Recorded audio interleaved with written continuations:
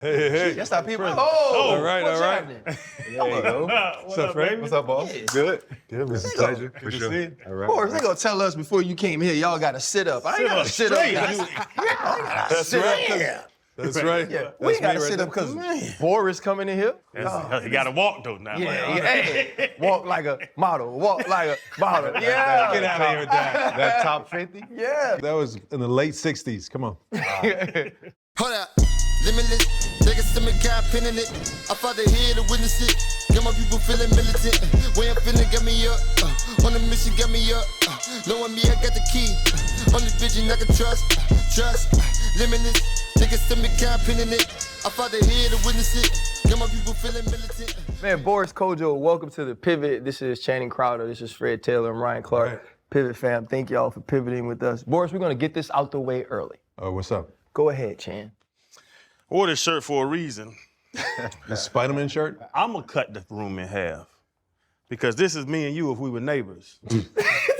What does that mean? What you mean by that? We walk out to get the mail, I'm gonna point at what's up, Dime? Oh, okay. There's a bunch of dimes walking around here, baby. That's actually how I dress every day.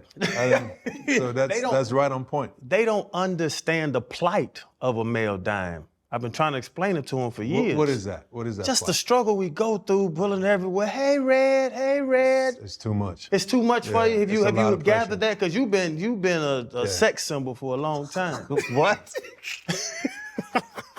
Boris, there's no way Channing calling you a sex symbol made you uncomfortable. Like he said that and you went, what? Really? I was uncomfortable? You don't know that? That I'm a sex symbol? Yeah. You think I'm a sex symbol? You are a sex symbol. You in books is the sexiest people in the Get out of world, here. bro. What does that even mean? That means that maybe some women are enjoying themselves with themselves and think about you. Oh, okay. That's a good thing. You've seen the show, right? That's a good thing. You can understand why he would say something like that. Listen, yeah. I'm not sure I've seen every show, but I've seen almost every show. Well, a quick Really? rundown. He got his teeth upgraded, and he hasn't been out of the mirror I saw since. that. I saw that. So his thing is Look good. Appreciate you, bro. light-skinned guys. But I want to know from your perspective, top 50 sex symbol that you don't claim, but he does. Of the 8.2 billion people on the planet, where would he fall? This guy? Yeah. That's a lot of people. No, 8.1 probably, somewhere. No, you know, top 500 million. I'm going with That's He put you there. think about it. That's the top like 8%. It is up Oh, there. I appreciate you, bro. Right? Sorry, fellas. Yeah. It's all, I'm comfortable with that. Boris, you were extremely early, right? Which most people are not for our show. So know. we're very grateful. You said that was the German in you. Yeah. Can you, because normally what I like to do is to show people that I studied and prepared, I'll say their whole name. Oh, But please try. Please try.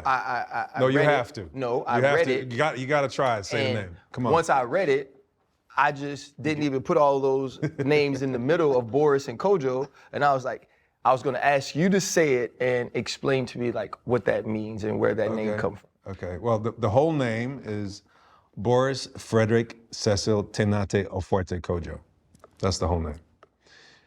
Boris is based on Boris Pasternak, who was a Russian poet and author, and he wrote Dr. Zhivago, which is an epic movie as well, and my parents' favorite movie. So that's where Boris came from. Frederick was my uncle, Captain Frederick Oforte Kodjoe. Cecil was my grandfather. Tenate means firstborn son in Ga, which is my father's tribal language. And Oforte Kodjoe is a double name. So you grow up in Germany as a biracial black man, because you said it, I walk this earth as a black man. That's right. When you are set apart by color right away, visibly different, what were some of the challenges growing up there and being a black man? Racism is universal.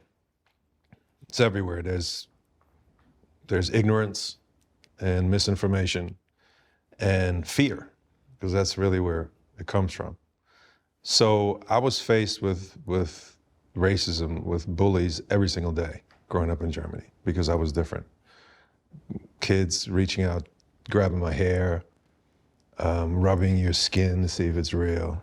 Like asking if, we live on trees in Africa or just the most ignorant, dumb things based on, again, misinformation and fear.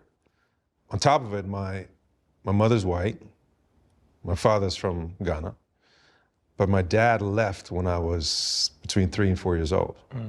So it was just my mom and me and then my brother. So I always felt different. And when you're a child, all you want is be just like everybody else. You want to belong. You want to fit in. Not having my father there made it so much harder because I didn't have anybody to relate to. I didn't have somebody to protect me. I didn't have somebody to explain to me what this was. My mother did an extremely admirable job in putting a sense of pride and a sense of confidence in us. She always told us that we were great the way we were because she was trying to shield us. She was explaining to us how ignorance works and that a lot of people say these things because they're dumb, they don't know any better. So she tried her best to sort of give us a sense that we had value in this hostile environment, if you will. But I sort of gravitated towards sport because it presented me with an outlet, something that I could sort of let out all my aggression and my anger and the pent-up frustration that I felt every day. And that's how soccer, basketball, and tennis sort of came into my life. And I compensated for everything that I felt by excelling in sports, like so many of us, seeking out sports or music as an outlet.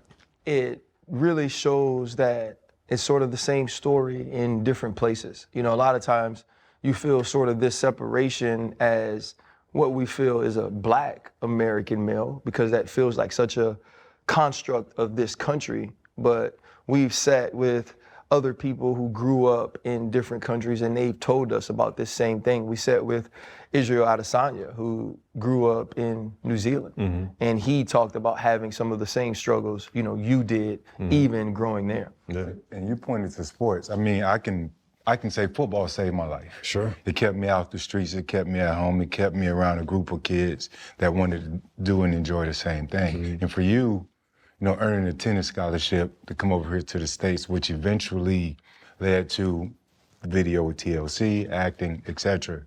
Red light special, right? I forgot that you guys do research. Yeah, red light special. Remember that video, Had man? the shirt over. Oh no. With the feather boa around the neck. That's real sexy. Hey, when that happens though, when they bring you that outfit, like, what's your thought process? Look, I was young. I needed the job. Okay. No, this was my first experience, so I was brand new, and it was all very exciting. So you don't really speak up, right? Because you're just happy to be there.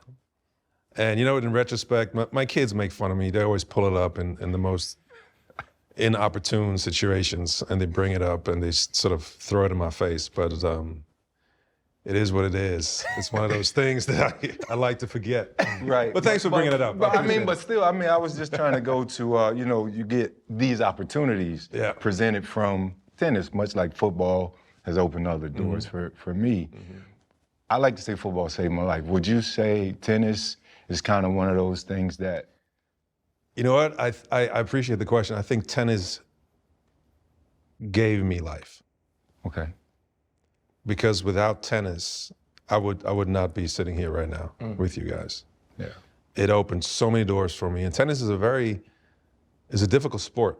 And it's a hard sport. It's a sport through which I made all my friends and forged all these relationships worldwide. To this day, I have really, my closest friends are in tennis. Right. And it teaches a lot of lessons. You learn discipline, resilience, mental strength. You learn how to pivot, right? Because when you miss a forehand into a net, you can't belabor that for 2 minutes. You're gonna lose the next 5 points. So, and that's a very important life skill to have that I try to teach my kids. We all run into adversity and challenges, but the question is, how long does it take you to pivot from being affected to responding? And in tennis, it has to happen in half a second. Roger Federer said something really interesting. He did this commencement speech at a university, and he was talking about how he won 80% of his matches, but lost 50% of the points he played, right? So winning and losing is very close together. It's really about how quickly can you pivot in order to take advantage of the next opportunity that comes your way. So tennis has taught me so much about not being defined by one thing. It taught me about integrity. It taught me about friendships, about the fact that relationships are really the most asset you can have as a human being. And it taught me how to cherish those relationships and to work on them just like you work on anything else. Right. You mentioned several other sports in there too when RC was talking about the racism. But tennis, like for us, we have people we can look at that look like us and say, I want to be like him. But in tennis, it was in the late 80s, 90s, Pete Sampras, Agassi, McEnroe. Who were like the people that drew you to the sport? Like, why tennis? Ironically, my father put the first tennis racket into my hands when I was 3 years old. And I have pictures of myself in Ghana, because that's where we used to spend a lot of summers playing tennis. And I think that's also the reason why I fell in love with the sport, because I think when I was young, it gave me a feeling of connection to my father. When he left, I let go of the sport. And then I rediscovered it later when I was 10 or something. I never even thought about that, now that you bring it up. I think my father was a big influence in me losing the sport and then rediscovering the sport.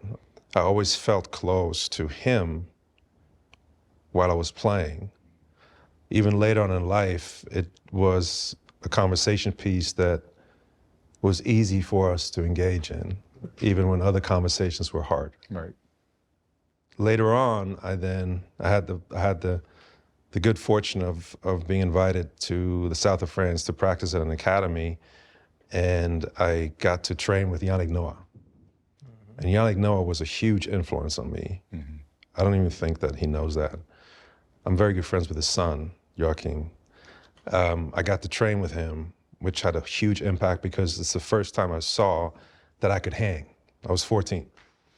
And yeah, I don't know if you guys have, you probably experienced the same thing, but the first time you work out with somebody who you admire and you see how close you are, it gives you a great deal of motivation. Right. So Yannick Noah was a big deal for me. And obviously, I know the history of the sport, so Arthur Ashe was another one that, it's almost full circle because Yannick Noah was discovered by Arthur Ashe when he visited Africa, and he brought him to France. I got to play with Yannick in the academy in Antibes in south of France. I went on to play college tennis and entertainment, all that stuff, and after probably 20 years, we started a foundation, my wife and I, and we're now sponsoring Black high school students who have aspirations in the classroom and on the tennis court, and we have a partnership with the academy in the south of France. That's so awesome. We're sending kids there to train with these coaches. Patrick Mortuglu, that's his academy. It's Serena's former coach. So we're sending kids there to train and to get scholarships to come back to the States and study. So it's a weird sort of full circle moment for me. Amazing. Yeah. And again, that's all because of tennis. Right. Speaking about how difficult tennis is, you got into very difficult avenues in life. And then you go back, you said earlier where like you kind of felt alienated as a kid or different. Were you trying to prove something? Or are you still trying to prove something? Because tennis is hard as hell. You got a scholarship, hurt your back. Then you went into modeling. Oh yeah, I'm a worldwide model. Oh yeah, I'm gonna go act. And there's a million actors out there. Were you choosing hard career paths, or were you trying to prove something to the world or to them kids that used to mess with you? Guys, you're asking me questions that I've never even thought about. That's a great question, but you know what? You know what I think? Again, I got to give credit to tennis because without tennis, I wouldn't have gotten scholarships here in the States, I wouldn't come over here. When I first came to VCU, I was there for 4 months. I wanted to go back home and study, and I stayed. I fell in love with the university, the coach, my teammates, and I stuck around and I got my degree in finance, and I was actually on my way to Wall Street. I was in New York after I had graduated, and I was staying with my sister on West Broadway, and I was walking back to her apartment, and this lady jumped up from one of the tables at one of those restaurants on the sidewalk and said, "What agency are you with?" And I had no idea what she was talking about. Agency? I was like, FBI, what are you talking about? No idea. She was having lunch with a photographer called Bruce Weber. When Bruce Weber, at the time, was the fashion photographer, shooting all the big campaigns. And the next day, I had my first shoot with him. I was shooting for, I think it was Versace. And I did all the campaigns with him right away. So I sort of took a detour because I was on my way to Wall Street. And I said, hey, this is cool. I can make some money. I can, travel, see the world. So then I lived between New York and Paris, Milan and London, and traveled the world and did that for a while. And the acting thing came about because I had a really terrible German accent still. I couldn't speak English very well. So my friend said to me, hey, you go to acting class, they teach you all these breathing techniques and you learn how to speak English better. And that's why I went to acting class. I went to acting class here in New York, Susan Batson, incredible teacher. So I went to acting class because I wanted to learn how to speak better English. Mm-hmm. It's interesting you said the hardest things because at the time, I didn't even think about that as an endeavor that I was pursuing. I was just taking one step after the next. And I think one thing that I also learned from tennis is that I was always prepared. Mm-hmm. I'm always open and I'm always prepared because on a tennis court, you never know what's going to happen next. So you have to sort of be open to whatever's going to go down. And I've used that approach in my life to this day where I never shut myself off to opportunities or anything else. I know how life works, and tennis taught me to be prepared for whatever happens. That's how it happened for me. So you can say, well, you kind of manifested that, because I believe when you live in a certain vibration and you're in alignment, good things happen, right? So I think it's a combination of the two. One, tennis really prepared me, and on the other hand, I'm always open, I'm always prepared for whatever comes. When I got into TV, it was really important to me that I showed people how intelligent I was, right? I played, Really? Yeah, because I played safety, which isn't a glamour position. I wasn't going to be a Hall of Famer. And so I felt like every time I got on TV, I had to prove to people I'm here because of my acumen, right? I'm here because of my ability to understand this game. Why do you think you had to prove that? That was just my feeling. It was a me I know thing. that's what I'm saying. Yeah, Why- it why? was a me thing. Well, I think I've always felt that way, right? I was a really good high school player, but I wasn't the top recruit in my class. I ended up being a really good pro, but I was an undrafted free agent. And so I always felt like I'm only going to get to stay around if I approach every day like an interview to prove the thing to people that I feel like I have to prove every day. And it was a me thing. It wasn't that people say, hey, you got to go on TV and show people you're smart. But when Channing mentioned all of your difficult career choices, it helps in all of those careers to be an attractive human, right? And sometimes we look at, quote unquote, the pretty people, and we don't give them credit for the depth. We don't give them credit for the layers. We don't give them credit for the intelligence. How have you navigated showing all those things while accepting pretty privilege? Somebody just talked about this the other I saw that somewhere. Oh, Halle Berry talked about it, I think. How it's always two sides of a coin. You know, growing up in Germany and being bullied every day, I didn't feel very special, right? I was never really aware of, I don't know what you want to call it, appearance until I came here. In Germany, we don't have this type of celebrity-focused culture that we have here in the States. So modeling, I didn't even know that existed as a job when I was growing up. So when I came here, there was two things that I noticed. One, I really felt the sense of peace in just being one of many, because there were so many Black people at the school. So I felt a sense that I could just disappear sometimes. Because in Germany, when I walk into a room, everything stops. When I walk into a restaurant, everybody stops eating. Because I look different. I have a different skin. Everybody else is white. So when I came here, I felt a lot of weight lifted off my shoulders because I could just be. In a weird way, I had double consciousness when I was in Germany. And when I came here, that sort of was relieved a little bit, even though later on I learned and experienced that as African Americans, we do have severe double consciousness. The sense that we are very in tune with who we are, but we also understand how we're being perceived at every moment, right? So it's two ways of looking at ourselves. So, and then the second thing was that, obviously, because we were taught history and I knew where I was coming from, where I came from, my father's history, my mother's history. And I learned very early on that as African Americans, we were dealing with a sense of trauma that we haven't collectively figured out a way how to address it or heal from.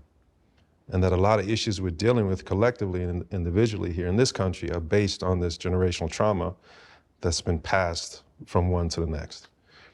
So me coming from outside, I had a different perspective on what it was like to live here in the States as an African American, right? Because I was being perceived as an African American. Today, everybody thinks I'm African American.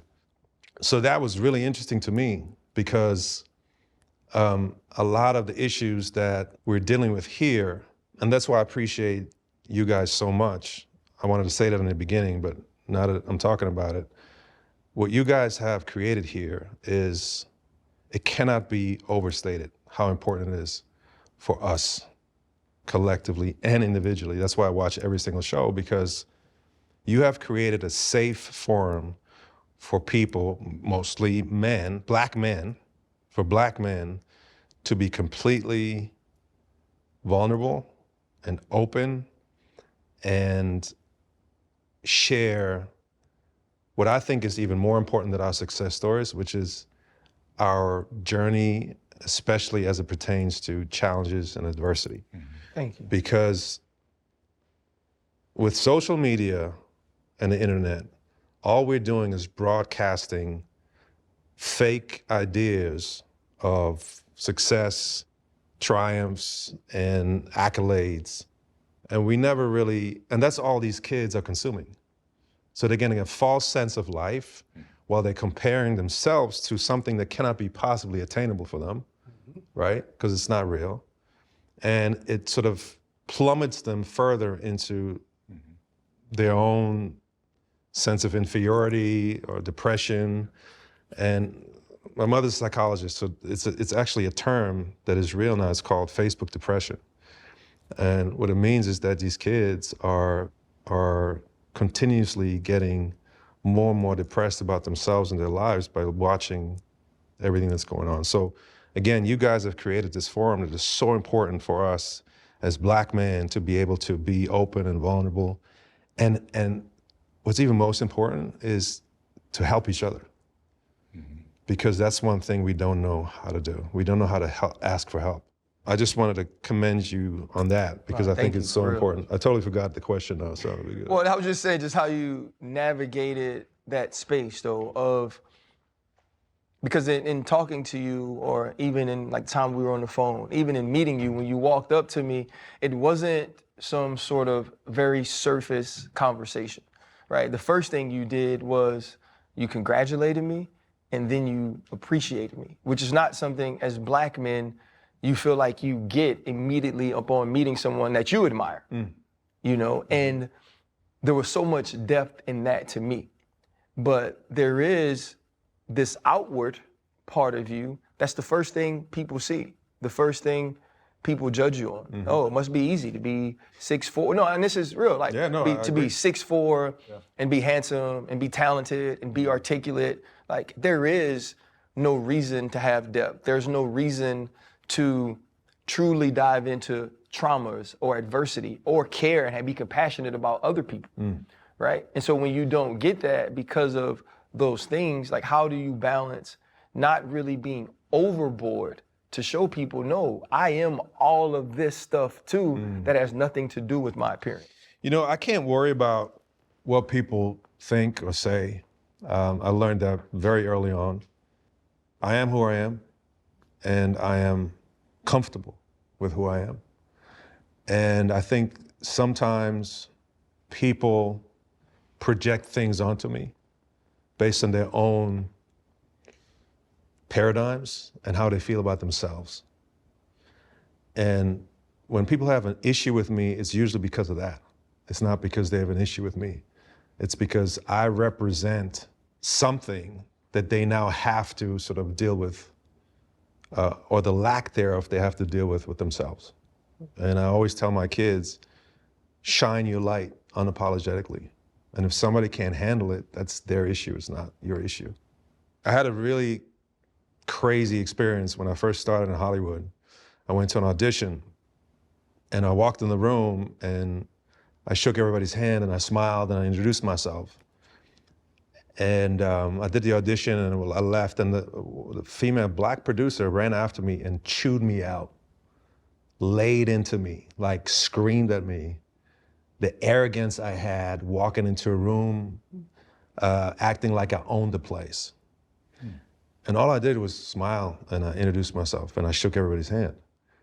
And I was shook, like I was really affected by that because I couldn't understand that she perceived my behavior as being arrogant and conceited, and when I literally just smiled and introduced myself.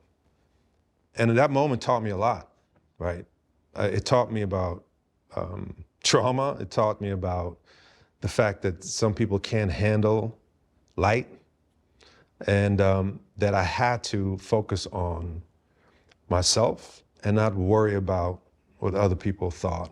And because everybody's come from a different place. You dealt with a different childhood trauma than Fred dealt with, right? You dealt with something completely, I dealt with something completely different. We never know what another individual went through in their life. That's why empathy is so important. That's why compassion is so important, especially now in this political crisis, climate and crisis. It's so important that we show empathy, because all that means is that, look, I don't know who you are. I don't know where you came from, what you've been through, or where you're at right now in your life, but I see you. That's all that means. I see you. And I validate your existence. I don't judge you. And it taught me a lot, that moment. And I teach that to my kids. Empathy, kindness. Those are the two things that are very important. Empathy, kindness, respect. Those are things that are very important when we raise our kids. Fellas, you know I'm always trying to put y'all on. I'm always on the road. I'm always on TV. I'm looking for a quick snack, something I can eat that I actually enjoy. Chomps, bro, this is the one, fellas.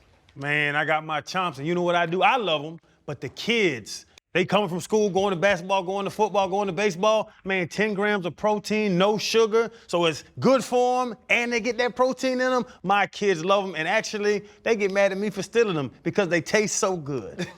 Chumps, the jalapeno flavor. Those are the best. Green Nari one? ate both of my boxes. But listen, this is a smart snack, man. No sugar is what I'm looking for right now. I got to keep these abs right.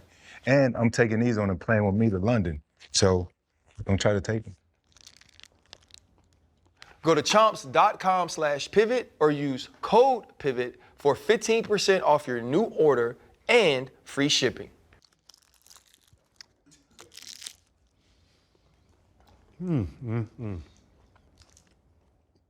Boris, can you teach the other Hollywood celebs how to defy the odds? You and Nicole have been together for more than 20 years. Which is like 90 years in Hollywood. Right. You got the foundation that you mentioned. You've done projects together. You know, you have two beautiful kids. Like how do you get there? How did it all work? You get there while you're getting there. What that means is that you can't skip any steps and you can never give up. If this is your person, right? If this is your person, and I know that she is my person 100%, and because she is my person and I'm her person, we grow together, we learn together, we hurt together, we fight together, we lose together, we win together, and we are in this by choice, right? We don't have to be together, we want to be together. And we do it, and every day is a new start. Everybody has challenges, everybody has issues, everybody's dealing with their trauma that they're bringing into the relationship. So when you talk about healing, you have to talk about healing individually and together. And you just can never give up. A lot of people, I think, run for the hills when it gets tough. I always say people focus on the for better part when they share their vows. And what does it say? It says for better and for worse. But people always focus on that one thing, and the for worse part is gonna come. 100% it's gonna come. So what are you gonna do when it comes? You're gonna run for the hills? Because there's so much opportunity on the other side of those struggles, fears, challenges, and adversity. That's when the beauty really unfolds. That's when you are connected in a way where people talk about unconditional. But you gotta give it a chance. And a lot of people just, for whatever reason, and it's totally fair, when you haven't dealt with your own traumas, you're not in a position, you're not capable sometimes of seeing the other person and seeing their struggles and being empathetic and compassionate and having even the capacity to even deal with that. Totally understandable. But if you want this journey in the long run, you just cannot give up. It's the same with anything else you endeavor. If you want to be successful at it, you can't give up. You guys were talking to Steve Harvey, and you said something, you dig in and you give up right before the goal, right? Yeah. Same thing, right? You can't give up, because on the other side of that wall is a whole different set of opportunities in your relationship, right? And that's what we do every single day. We look at each other and we take each other in. We not just listen, we really hear each other. We date each other, you know. We have fun together. We travel. Traveling is one of our most favorite things to do. And we raised these two humans together that are now in the world. Yeah. And that is, to me, it's our biggest accomplishment. But it was not easy. We've had some really tough moments, especially in the beginning, especially when one of our children was diagnosed with spina bifida, and we had some challenges around health and not knowing, and I spent 14 hours a day on the computer for months, and I didn't sleep for 10 years because I had to be up every 3 hours and to attend to my child. And therapy. Therapy, definitely. Yeah. Therapy. We've been doing it forever, for 20 years. I did it before that too. It's really helped us at every stage of this journey, for sure. Your relationship with your beautiful wife, Nicole, and y'all have the same career. So as you know, you're a cop all the time, or, you know, a love interest. So like if she be like, you killed that cop. Or you shooting, the Resident Evil, you shooting up stuff. Hey man, you look good with that gun, baby. But both of y'all are love interests. When you see your wife or your wife see you kissing on somebody, after you see the film, do you come home and be like, yeah, Nicole, you was kissing the hell out of him? That's right. How does that go? How does that See how I'm getting hot now? It's getting Hey, hot. that turtleneck started turtling. It's turtling. Yeah, turtleneck started turtling. You're right, it's not easy. I mean, she done kissed everybody in Hollywood, you know what I mean? She done made out with everybody. It's part of the job, and we're very, very, very lucky, very privileged to have this job and to have these careers. It's not easy. We know what it is. Look, when you do a love scene, there's like 20 people around. There's lights. There's like, His favorite question. microphones and in your face, and you got to redo it. And it's technical. You can't put, shadow on her face when you're kissing her. You got to. It's so technical that any sense of sensuality goes out the window immediately. It's not even. So when I watch her with somebody else, I remember. I know that. Yeah. That is not to say that I don't fast forward through those moments, because I don't have to look at it if I don't want to. Right? I know what goes on. Yeah, so that's how we handle it. We have a rule. It's called no nipple, no tongue. That's our rules. So, because you can sell a kiss without putting your tongue down somebody's throat. You know what I mean? You can still sell the moment. You don't have to do all that. There don't need to be a mouth on the nipple. The no nipple rule isn't like don't show a nipple. It's like you don't put a mouth on a nipple. No mouth on no nipple. So it's that not means necessary. you can't put a mouth on a nipple, and then nobody can put a mouth on her nipple. What if a woman try to put their mouth on your nipple? No nipples, no mouths. Nipple mouth off. No nipple mouth, no mouth nipple. Easy. That's it. It's easy. No mouth, no nipples. Yeah, sometimes you got to show a nipple, you got to show a mouth. But you don't have to show the mouth on the nipple. No combination. No nipple, no mouth. No nipple, no mouth, no trouble. Boris, I read something, you guys are empty nesters. Yeah. Right? And Nicole said you can do any and everything you want, like walk around naked if you want to. Yeah. Have you ever been to a nudist colony? A nudist colony? I'm going to pass it over to Chad. A nudist? A nude beach. Well, It's not. first of all, It's not. all beaches are nude beaches except here in the States. See that? So you go to the beach, there's gonna be nipples. See, but y'all aren't cultured. When people talk about swingers, I never understood that. Yeah, no. I never understood the whole swinging thing. What part of the? Now I don't understand it either. This is not something I want to do. People who are watching and listening. Disclaimer, just so y'all know. But I am curious to what is, besides everything, what's the thing about swingers that you don't understand or that makes it a 100% no for you? Because somebody's always gonna lose out. Explain that. Yeah, I mean, It's simple. somebody's gonna lose out. You never, if I like, theoretically, because I'm not into the swinging thing, disclaimer. Theoretically speaking, if my wife were to be attracted to the other partner, the other husband, and then the other husband has a wife, but I don't She like a 4. it. There you go. If she's a 4 and he's a 10, my wife's a 10, and now I'm taking one for the team? What is that about? They are 20 and y'all are I'm 14. saying, the math gotta be mathing. You know what I mean? The sum of all people have to be the same sum of the. We both got to go in as 18. I'm saying, Yeah. and it never works out that way. It never does. Not that I can imagine, right? So it's like, I don't understand when people do that. You know, the question I did have before we got into swingers, and How did we get this? Oh, yeah. Fred started it. Silly question. Fred started it. Acting is so much a part of, like, you bring who you are into the character. You know, like Denzel Washington is my favorite actor, but I always say, like, every Denzel movie is just Denzel living that role. It's like Quantum Leap. You know what I mean? Like, when he was Remember the Titans, he was Denzel, the football coach. And That's because you like Denzel, and we all love Denzel. That's what I'm saying, That's but- why it's like a Tom Cruise factor.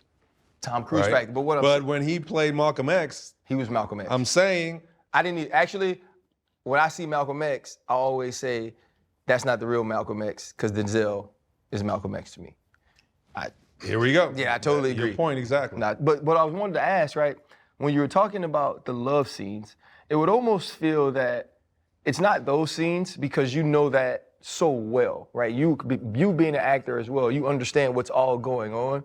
But if you're bringing yourself into a scene, I would think that when, like, I'm supposed to, like, chuckle at this joke my significant other in the film makes, I try to bring my house chuckle to the scene, right? I wanna laugh like I would laugh if Boris said this joke, because that's the authentic laugh, right? How do you deal with sort of like the intimate people moments, the emotional pieces of it? Because to me, that would be more difficult than a sex scene that I understand all this is going on and all this is fake. But it's like, damn, like you laugh real hard when old boy made that joke. How do you deal with the pieces of Nicole that you know when you see those on scene for other people? Well, first of all, we can't become somebody else. At least I don't believe that. The way I approach it is, I think you have to bring parts of your experience into a character to make the character authentic. So the richer my experience is in my life, the more I can bring to a character. So that's why I always say, when I became a father, I also became a better actor. Because becoming a father means there's chambers in your heart that open up that you didn't even know existed before. So it gives you a lot of resource to fill out a character with.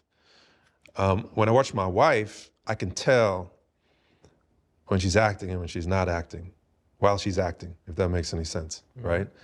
She's so good and she's so subtle, and she brings so many subtleties to characters, so many levels that a lot of actors don't have access to. So I think she's phenomenal.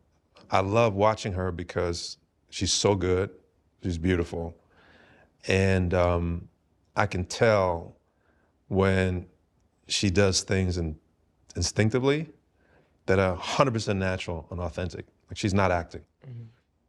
But the question if I get jealous or not, I don't think I get jealous. I'm so proud of her. I'm so in it with her. So when I watch her, it just fills me with joy, just watching her. There's never a moment where I feel, I wish it was me, or why she does that, why she do that with him.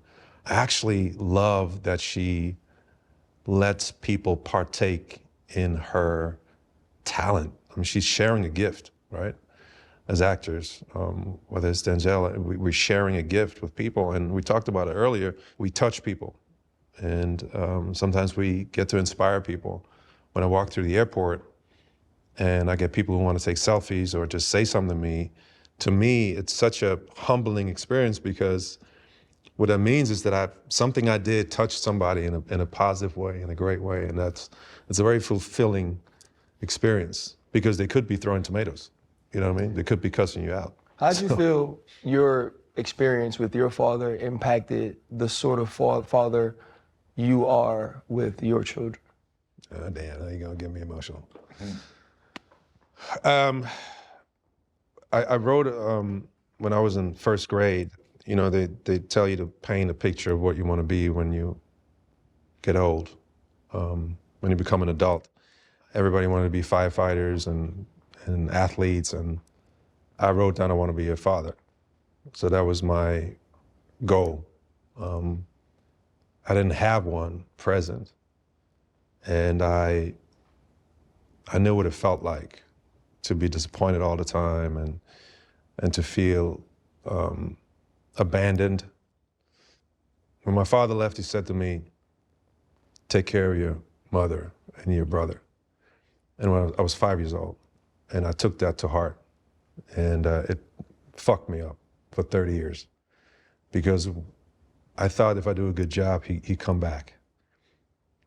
And he never came back, so I thought, oh, it's my fault.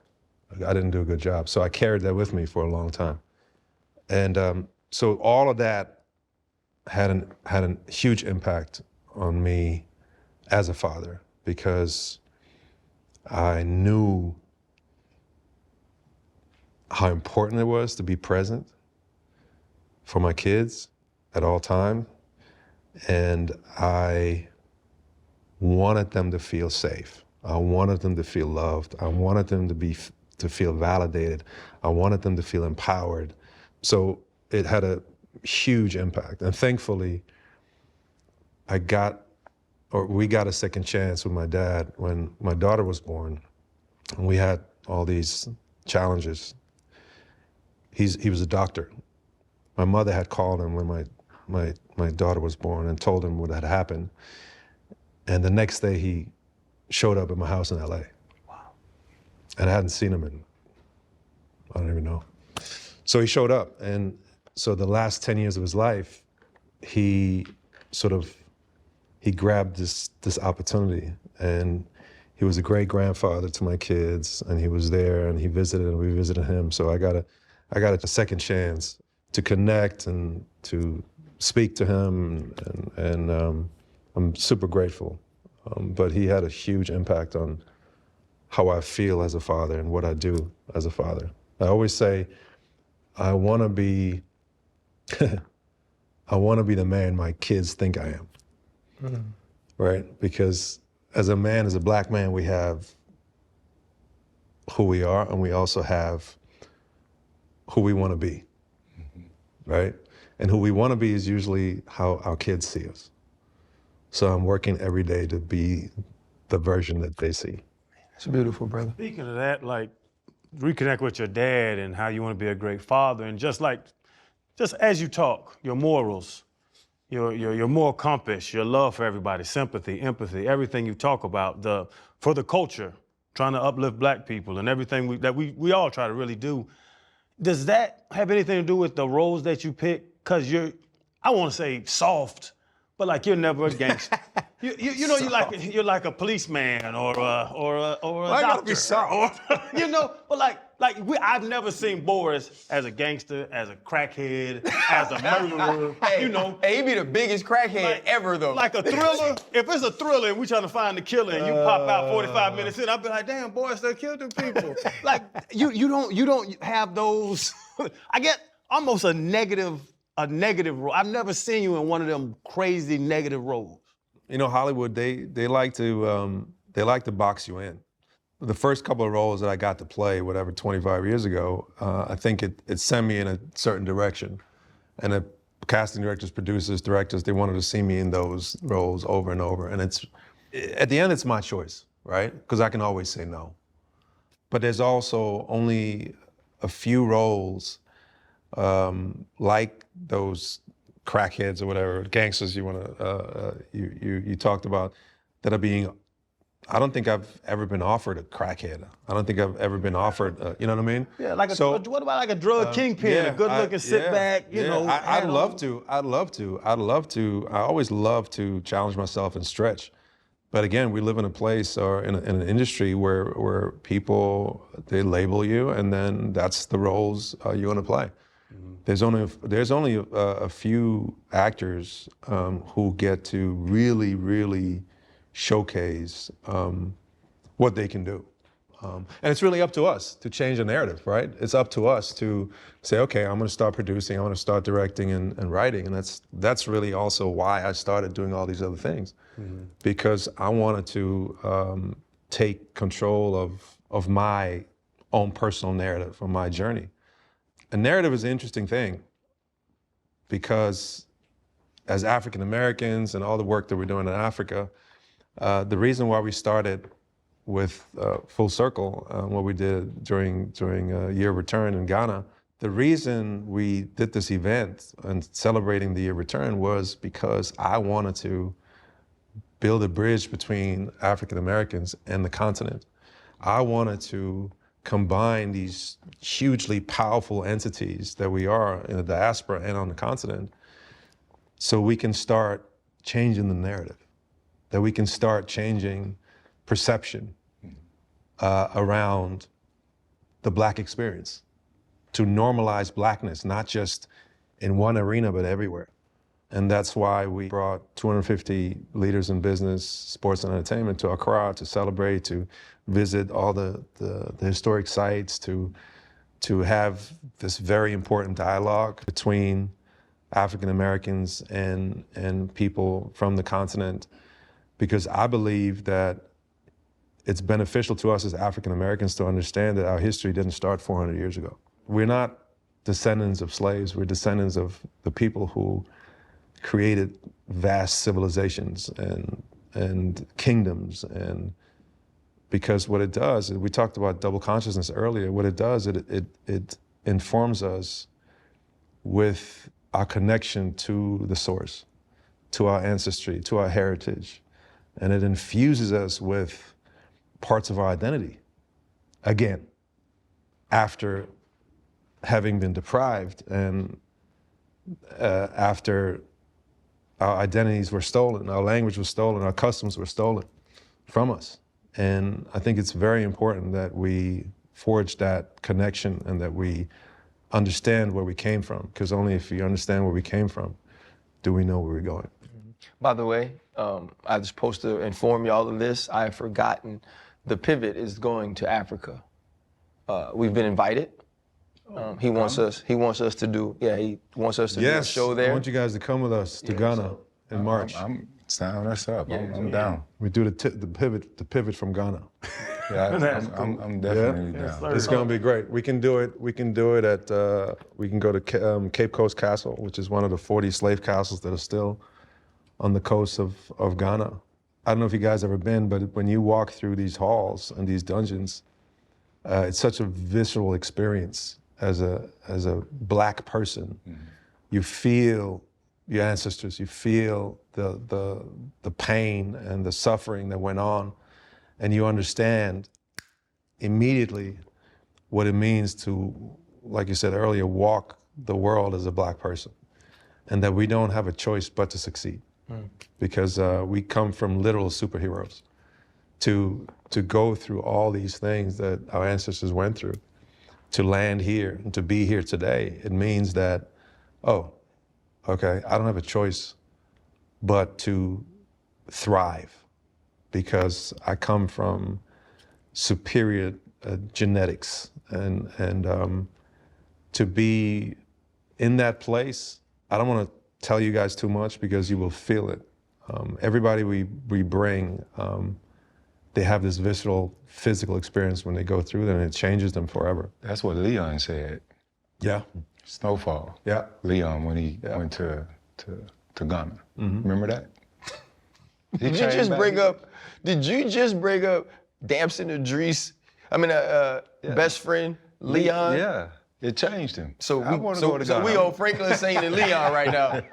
Like on this show, we do talk about mental health a lot, right? It's a conversation we have. I don't necessarily know if we ever set out to be a place to have those conversations, and I think once you have one of those conversations in the way we did with Michael Beasley, people started coming to us understanding we were willing to create that space. Mm-hmm.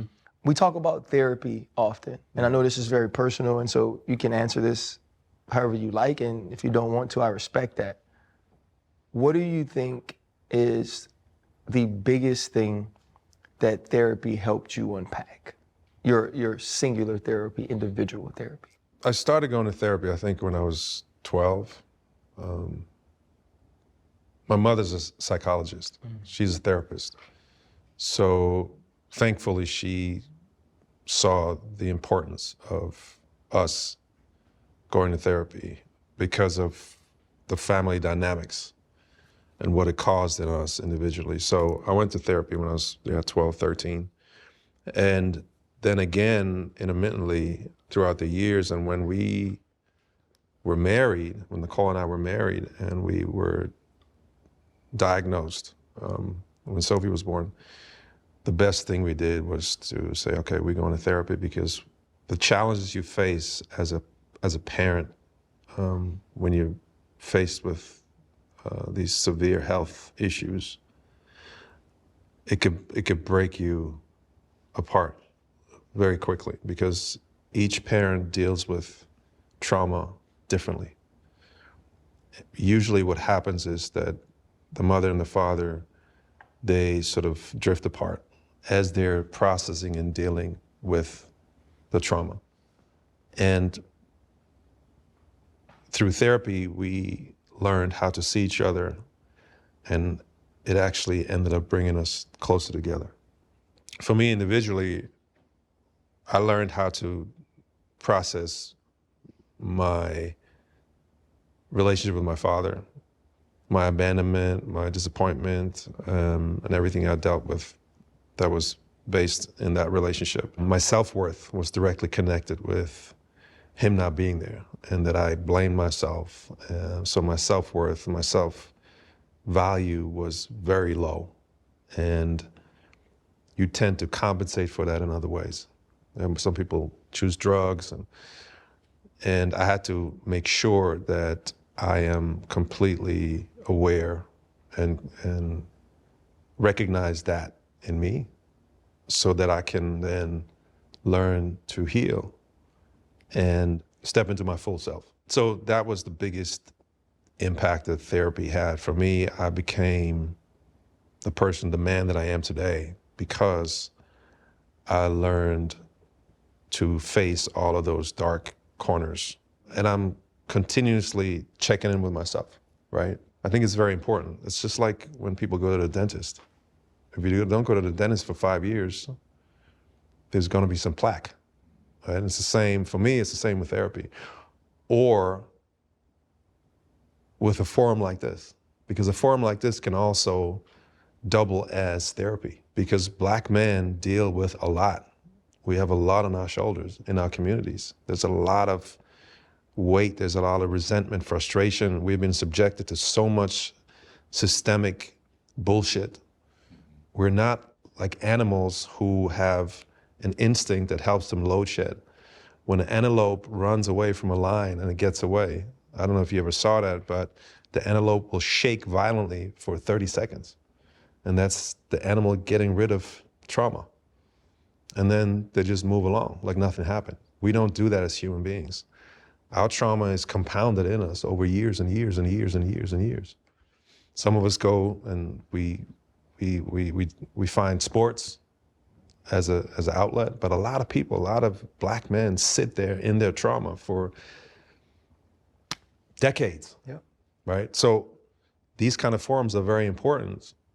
And actually, you can duplicate that in your communities, right? And get together with your friends, 4 at a time. You go to dinner or whatever. You cook dinner at home and you invite 3 of your boys and you just fucking talk.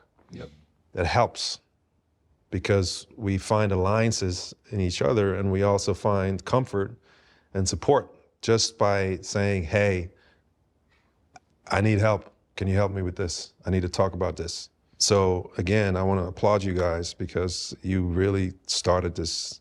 I hope it's not a trend. I hope it's a movement that allows us as Black men to share and to be vulnerable and to help each other. Just what we do. Yeah, that's great. People, the guests give us that range. But I want to ask you what we ask all our guests, your biggest pivot in life. That's a moment or moments that you can look back on and say, because of this, I am, who I am. And feel free, like RC say, to show off. Show people how intelligent you are. You can respond in one of those languages that you're fluent in. Ja, kein Problem. Also was ich sagen könnte, ist, dass der Sport I was just kidding. hat für mich bestimmt was mitgebracht, was mir geholfen hat. What? I would say. Wait, what? What was that? Oh, my bad. So it's German. What is it? German, French, some Spanish. Yeah. How many languages? 4. In English. Yeah, in English. Yeah. Wow. Well, this was funny because people assume that I'm African American. The hardest part wasn't the language. The hardest part was to be able to act like an African American, because culturally, the physicality of African Americans is very different from anywhere else. Mm-hmm. You grow up in London, you're not going to move and talk like an American. Right. Same growing up in Germany, it's very different. And that was the hardest part. I had to really study how to relate to each other, how to move. When you talk to each other, there's a certain, there's a certain swag that, that's very, very specific to African Americans. I never thought of that. And that was the hardest part. But I was told that I'm the only non-native English actor who has carved out a career here that allows me to play any characters. I didn't know that, because most non-English speaking actors end up playing those specific characters. Spanish, Spanish, like Selma Hayek plays these characters. Always. Or then you have the Brits or the Australians, but that's not a different language. It's different dialect. Mm-hmm. So that was the hardest part. I never for thought me. about that. Yeah. Yeah, it was hard. So pivotal moment, I guess I've had a lot of pivotal moments in my life, I would say. One pivotal moment was going to acting class, I think, to learn how to speak English. Because it opened doors for me that I didn't even know existed. And it taught me about being open and being ready and being and embracing opportunities. That's what I would say. You've modeled. right? And sometimes when you model, you know, we talked about the TLC outfit, you got to not wear a shirt or whatever it is. How old are you now, Boris? 52. 52, right? So that's 20 years younger than Fred is, okay? So Fred went on this diet.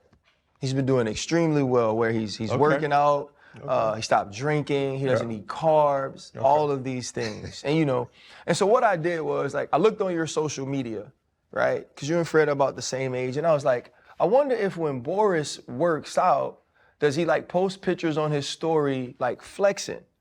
And I was like, well, I don't see any of those pictures on Boris's stories. And I was like, I wonder when Boris is working out, does he raise his shirt up and have on shorts with like no tights or drawers so he could try to show his Usher old school V and stuff like that, you know? Because there's a person on this set, and I won't point to them individually, Boris, that recently, this weekend was doing this while working out in his Jacksonville Jaguars outfit because that's the team he played for 11 years and that drafted him 9th overall. Wonder who that is. But I don't really want to point to that person. Yep. What advice do you have to aspiring Instagram models like Fred? You just say you weren't saying no names. I'm sorry. Scratch that. Okay. I didn't hear you. What I would say to that person is, do you? That's what I'm talking about. I would say, do you? Because they You know what think I I'm mean? doing Ozempic. I just You had gotta- to let it be known. You feel me? I just had to let it be known. Do you, man? I love it. Do you? You got to celebrate you. Yeah, You gotta celebrate you. ESPN, the body is Don't let coming them back. dim. Don't let them dim your light. Right. You do you. You pull up that shirt. You show those. What is it? V cuts. Yeah, whatever it is. he was like, D'Angelo. look, he turned D'Angelo. Okay. How does it feel? Well, I might have, but There then you he go. gonna turn to the side too. He was like, Yep. Oh yeah, you had to see the, you know. hey, Yeah, I'm working with it. What they got to see? I can go straight in the Zara now, off the rack. Celebrate you.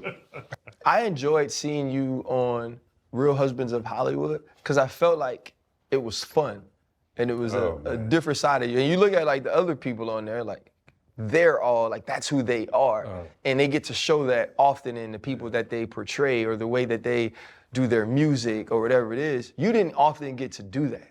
Oh, no. And in that space, I felt like you were able to release. And I was like, oh, dude, cool as hell. What was that experience like with you, with Kevin, It was the and Nick, best and time, them? and we're trying to get it together for a movie. It's so hard with everybody having these different schedules, but that was one of the best times I've ever had because those are my people, those are my friends. Like we're real friends. So to be able to cut up like that and make fun of each other and make fun of the genre too, right? Reality TV is such a huge thing, and to be able to do a spoof version of that and really take it up 10 notches. It was the most fun I've ever had. Plus, you don't stop laughing. Yeah. I mean, you literally from beginning to end every single day is just hilarity all day long. And they're idiots. Kevin is an idiot. Kevin is an idiot. And you know who's even funnier and who's the funniest person walking the earth is JB. Yes. JB Smooth. He makes you pee on yourself. Literally, like, because he never stops. We would have a take, and he goes off script. Everybody goes off script, but he goes off script. So far, the takes will be 5 minutes long before they yell cut because he always adds something. And he's the only guy who makes Kevin break character. Kevin cannot keep a straight face when JB's in the scene. Like, sometimes he had to look another way because JB is such a fool. We did a scene, it was me, Cedric the Entertainer, was Kevin in it? Yeah, and JB, and it was called the Cinnamon Challenge. You can look it up on YouTube. And he had to eat a spoon full of cinnamon. And I don't know if you ever tried to do that. It's hard. He almost died. JB did? JB almost died, but he went off. He went crazy. He walked into the pool. He and everybody else was on the floor. It was the funniest thing I ever would. Look it up on YouTube. It's a Cinnamon Challenge on Real Husbands. It's the best time I ever had, and I hope that we can get it together. And because it'd be fun to do a couple of movies with that crew, you know, like a Hangover type. movie. Oh, I that'd know be we funny as hell. got 2 scripts already, so hopefully we'll get it together. I'd love to do that. Hey, well, you heard it. They got 2 scripts already. We would love to see that. Man, thank you. You know, I think. Thank you. You know, I told you how uncomfortable I was, you know, that night. And just you walking up to me and making me feel like I belonged and putting me in a place at ease where I was like, oh, wait, I can actually have these conversations and move in this world. And I fit. That meant a lot to me. And that's why I wanted to make sure we got you on the show. Well, I appreciate you guys. Really, it meant a lot to be invited. I'm honored to be here. And again, you don't know how much this means now. You might know in 10 years from now, because you really not just uplifting the community and the culture, but you've given us a space where we can come together authentically and unapologetically. And most important thing is that we're able to ask for help. And we have to learn how to do that. And you guys have taken the first step, and it's very important. Thank you guys so much. Man, appreciate y'all. Yes, sir. Shan, he's definitely more attractive to you. Yeah, you got me. I couldn't say it on there though. I gotta keep my swag. And you short as shit. The right way now. you tied it into the shirt, though, you stupid, dog. See, that's me and him at the mailbox. Boy, you stupid. Hold up, limitless. Take a stomach, got pin in it. I fought the head to witness it. Got my people feeling militant. Way I'm feeling got me up. On the mission got me up. Knowing me, I got the key. Only vision I can trust. Limitless. Take a stomach, got pin in it. I fought the head to witness it. Got my people feeling militant. Way I'm feeling got me up.